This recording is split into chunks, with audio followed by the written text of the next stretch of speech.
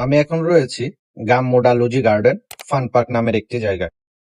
এটি হচ্ছে মালয়েশিয়ার সেলাঙ্গো রাজ্যের রাওয়াংয়ে অবস্থিত। এই পার্কে স্থানীয় লোকজনের পাশাপাশি বিভিন্ন দেশ থেকে যারা টুরিস্টে আসে ভ্রমণ করার জন্য তারা ওই জায়গাটা ভিজিট করে, কারণ জায়গাটা খুবই সুন্দর। এখানে রাস্তার পাশে রয়েছে বিভিন্ন দোকানপাট, যেখান থেকে আপনি আপনার পছন্দ মতো খাবার, ঠান্ডা, কোল্ড ড্রিঙ্ক কিনে খেতে পারেন। এবং এখানে রয়েছে বিভিন্ন নাগরদোলা, চরকি, যেগুলাতে বাচ্চাদের পাশাপাশি বড়রাও উঠে থাকে।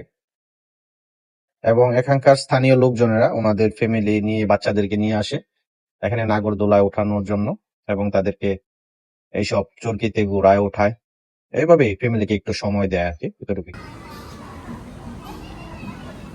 তো জায়গাটা বেশ সুন্দর।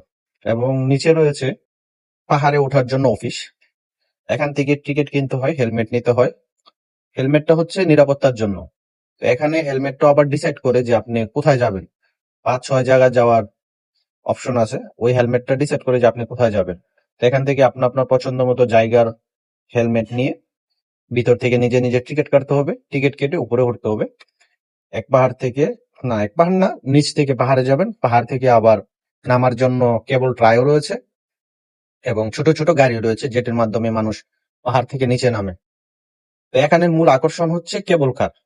এই কেবল কারটা এই জায়গাটাকে ফুটিয়ে তুলেছে এবং বিভিন্ন দেশ থেকে মানুষ এখানে আসে ঘুরতে বা জায়গাটা ভিজিট করতে। তো আপনারা কেউ ওই জায়গাটাকে চিনেন কিনা বা কখনো এসেছেন কিনা জায়গাটাতে কমেন্ট করে জানাবেন। পরবর্তী এরকম ভিডিও পেতে চ্যানেলটি সাবস্ক্রাইব করে রাখতে পারেন।